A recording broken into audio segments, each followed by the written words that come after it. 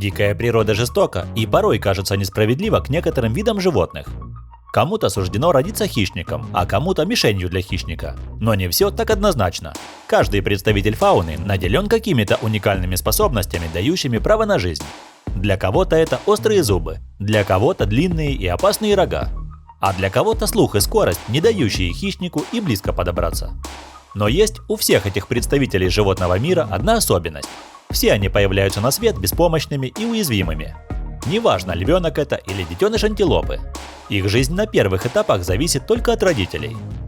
В этом выпуске как раз и посмотрим на различных малышей, которым предстоит многому научиться, чтобы выйти в суровую среду дикой природы.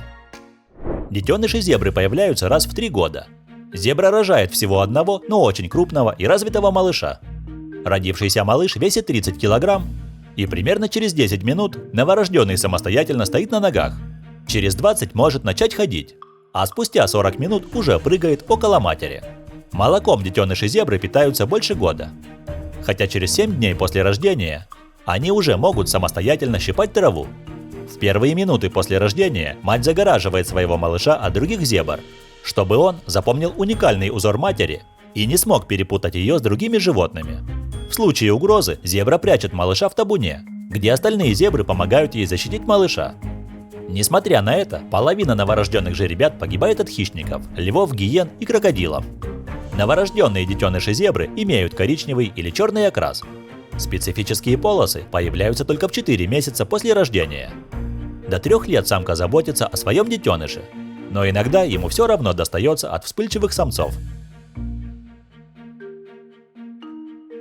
Даже сложно представить, что из этого малыша вырастет суровый охотник. Перед рождением малышей львица уходит из прайда, и первые недели жизни львята скрыты от остальных участников львиной группы. На свет рождается от 1 до 6 малышей, но чаще всего 3. За ними первое время ухаживает мать, а после возвращения в прайд все львицы одинаково ласковы с детенышами. В прайде львята рождаются почти одновременно, и это большое преимущество, так как взаимное кормление и коллективная защита сильно снижают смертность детенышей. Роль льва в заботе о потомстве состоит в охране прайда от бродячих львов-самцов. Он также может проследить, чтобы при разделе добычи львятам досталась их порция. Новорожденные львята весят всего около 1-2 килограмм. На 11-й день они открывают глаза, а на 15-й начинают ходить. Львицы могут воспитывать детенышей по принципу детского сада. Пока с детьми остается пара львиц, остальные охотятся. Если с матерью что-то случается во время охоты, то за ее детьми будут ухаживать другие львицы. В возрасте 7 месяцев они полностью переходят на питание мясом и начинают сопровождать взрослых львов во время охоты. Подростки-львята обычно не оставляют прайд до 2, а иногда даже 4-летнего возраста. А молодые самки вообще остаются в прайде. Одна из главных опасностей, которая грозит львятам, это нападение самцов из других прайдов, которые нередко пытаются убить потомство своих конкурентов.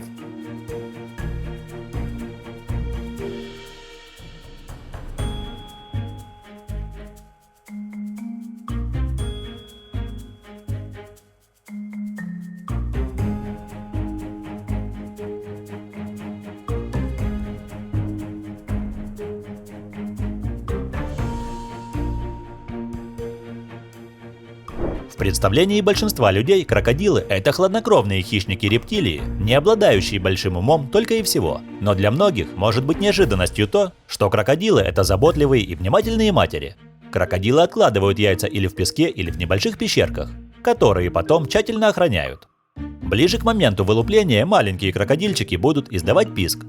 Услышав писк, мать аккуратно разламывает яйца, помогая молодым крокодильчикам вылезти.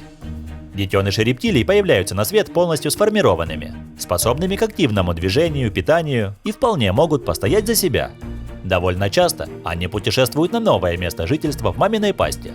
Можно наблюдать потрясающую картину, как огромное ящероподобное существо с неописуемой нежностью поднимает одного за другим своих крошечных детенышей и с медлительной осторожностью несет к воде между устрашающими клыками, а иногда просто прячет их под языком.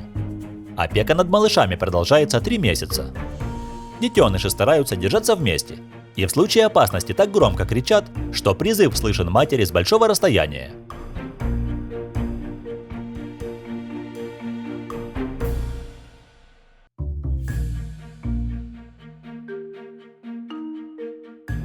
Тигры. Обычно на свет появляется 2-4 тигренка. В редких случаях их может быть 6. Несмотря на то, что детеныши появляются на свет достаточно развитыми, они абсолютно беспомощные и всецело зависят от своей мамы. Через неделю новорожденные тигрята открывают глаза. Первые 1,5 месяца они находятся на молочном вскармливании. В возрасте 2 месяцев мать с потомством оставляют логово. Тигрята регулярно начинают есть мясо, но молоком матери продолжают питаться до 5-6 месяцев. Тигрята очень подвижны и игривы. Когда они сыты, то все свободное от сна время возятся друг с другом и играют с тигрицей. 1,5-годовалые тигры уже вполне самостоятельны, хотя многие не покидают мать до 3-5 лет. Самка как может охраняет свое потомство, особенно от чужих самцов, поскольку те способны их убить. У таких хищников, которые находятся на самой вершине пищевой пирамиды, естественных врагов практически нет. Противостоять тиграм способны только бурые медведи, но и то только в том случае, когда медведь имеет дело с молодым, неопытным зверем.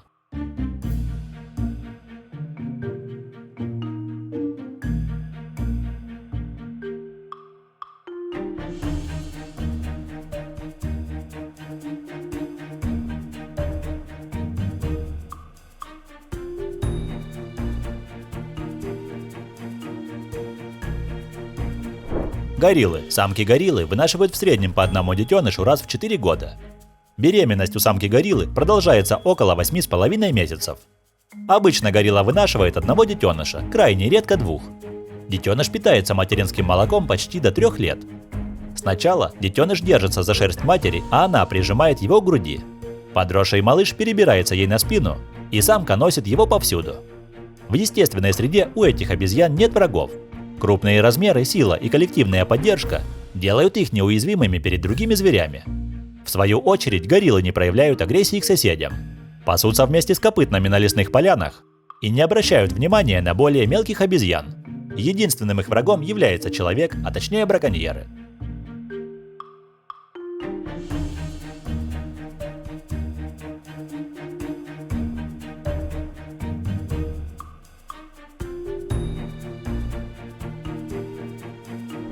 Слон. Величественное животное практически не имеет врагов и само ни на кого не нападает, являясь травоядным. В некоторых странах это животное является священным, и за причинение ему вреда может даже грозить смертная казнь. У слонов самая долгая беременность из всех млекопитающих – около 20 месяцев. Будущая мама отходит от стада в сопровождении опытной самки и рождает малыша, который уже через 2 часа может стоять на ногах и сосать молоко. К своему стаду новоиспеченная мать возвращается с держащимся за ее хвост слоненком. На свет появляется один детеныш. Очень редко двойня весом около 100 килограмм.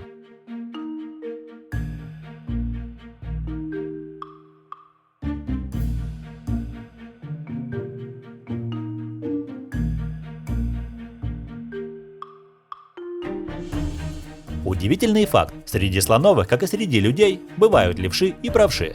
Понять это можно по бивням. Короче будет бивень с той стороны, которым слон чаще пользуется.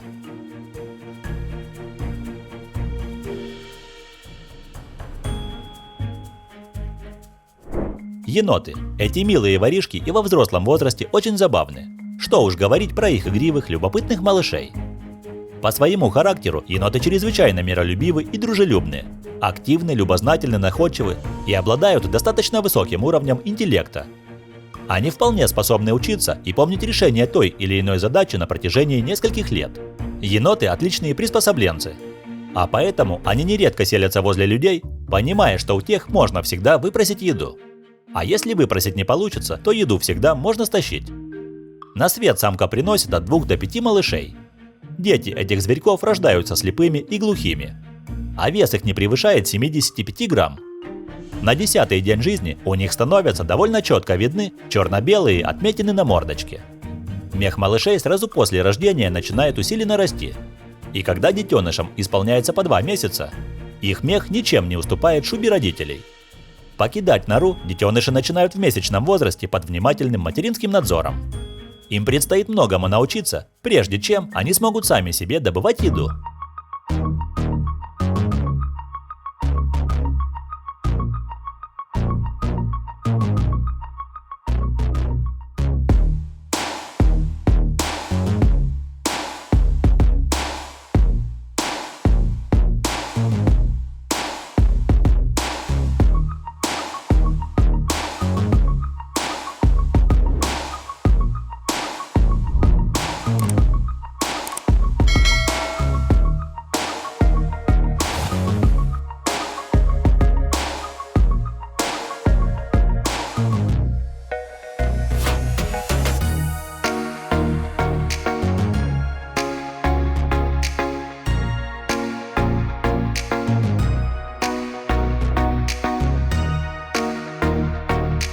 Друзья, спасибо, что досмотрели до конца.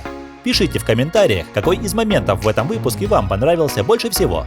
А мы пошли готовить новый выпуск удивительных моментов с животными.